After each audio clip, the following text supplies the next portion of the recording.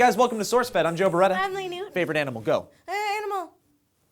126 new species were recently discovered in the Mekong Basin in Asia, and a report was just released that covers all the intriguing new finds, which is fascinating to me because we've been floating along on this rock for a long time with our technology and all our we know everything attitudes, and we just keep discovering new things. I love it. So, here's a rundown of some of the new earthen brethren that we found. First up is this lizard. It's called a skink. A skink! A skink! Skink! The skink seems to be caught in an evolutionary limbo because it possesses only 2 limbs, but no hind limbs. Apparently it's the first skink ever and only second terrestrial reptile with these, but not these. But it does have these, but not these. It's a skink! Skink! Skink! Researchers also came across a bunch of frogs, the most interesting of which is this guy. He's a tiny singing frog that belts out sweet R&B sex ballads consisting of chirps and clicks and whistles. But here's the kicker. No 2 songs are ever the same. Each composition is a unique song. He's probably one of those tortured musicians that you can't live with because he's never really happy with himself. Story of my life. Also discovered in the basin which runs through China, Burma, Laos, Thailand, Cambodia, and Vietnam were a blind subterranean carp, this regal ruby-eyed pit viper, and this kick-ass walking catfish that doesn't really walk but can hold himself upright with his buff pectoral fins. Check out those pectoral fins. What up, catfish? Been working out, catfish? Haven't seen you for a couple months. You look different. You okay? Catfish. And finally, moving on to a different part of the world. To me, this is the most interesting find, and to you, it might be the most frightening thing you've ever heard of. It's a spider